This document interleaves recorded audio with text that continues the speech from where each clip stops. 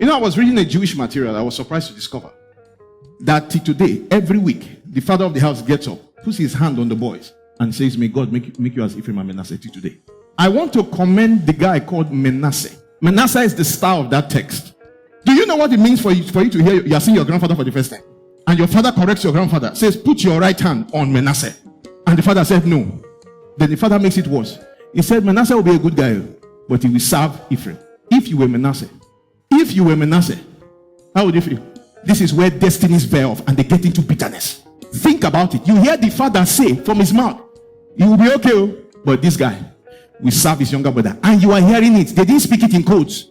God spoke to me in Bible study that Manasseh is the champion. I'll tell you why. You know, Manasseh was the one that corrected the mistakes of his uncles. Look at it. Joseph, everybody knew was going to be greater. The elder ones were angry. And they sold him. Did they fail there? Bitterness entered. Beef entered. When it came to Ephraim and Manasseh, who is the younger one? Ephraim. Ephraim is going to succeed more. Manasseh is hearing it and Manasseh is not bitter.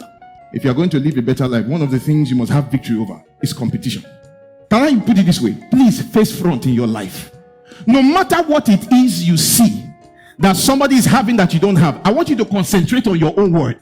Your word says Manasseh will be a great people. Forget who is going to be greater. Stay with your word. You know, I told you before that the prophetic word in Jacob's dream says that I saw your stars bow down to me, right? That means they were stars. So they left their own word and got envious because he was the bigger star. You need to divorce that spirit in your life. You know, the details that I'm concerned with, they are the details of my life, not the details of somebody else's prophecy. Do you know you could be doing fine until you hear that your younger sister, they didn't tell you, they've secured a visa to Canada and they came to your house last week, they didn't tell you. From that moment, you were okay, but you begin to feel like a failure.